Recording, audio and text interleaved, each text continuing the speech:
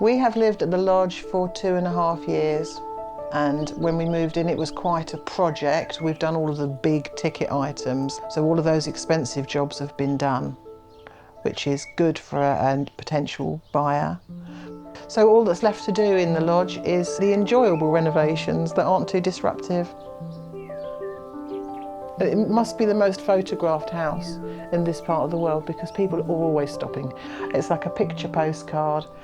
And when I tell people that we live in the lodge, they say that amazing little house, and it's known locally as the dwarf house, the fairy cottage.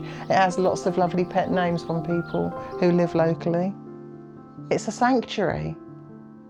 Listen, nothing. When I came to look at it, when we bought the house, I came to look at it on my own, and Ben was at work, and I looked around, and it was about this time of the year, and I got in the car afterwards and I cried. And I cried because I'd fallen in love with this house and I thought that Ben wouldn't like it.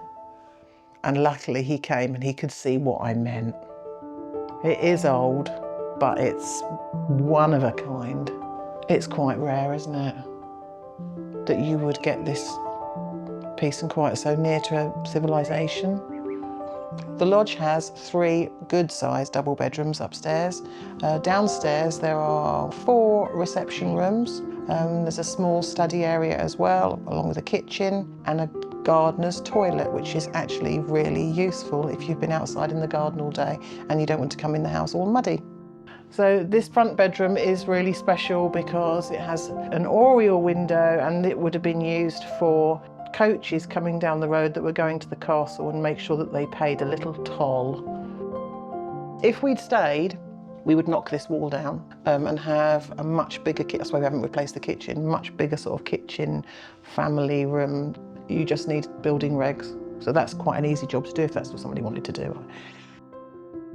Yeah, I'm going to miss the garden. I'm an outdoor person. I like to have my hands in the soils. I like to be digging and cutting and snipping, and all of the plants are quite old and well established. So really it's just keeping on top of it.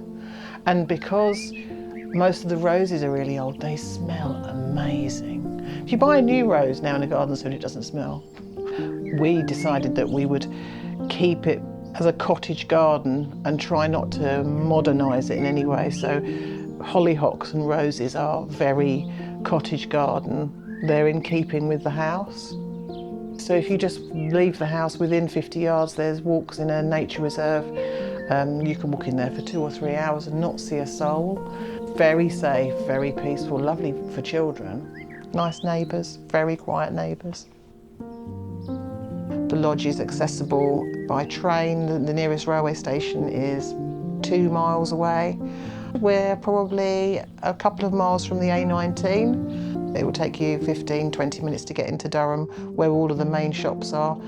I guess I just want people to come and see the lodge for themselves and to appreciate what we appreciate about it. It's hard to explain the emotional response you will have to this house. If you want to know the asking price of the lodge, you can find a link in the description.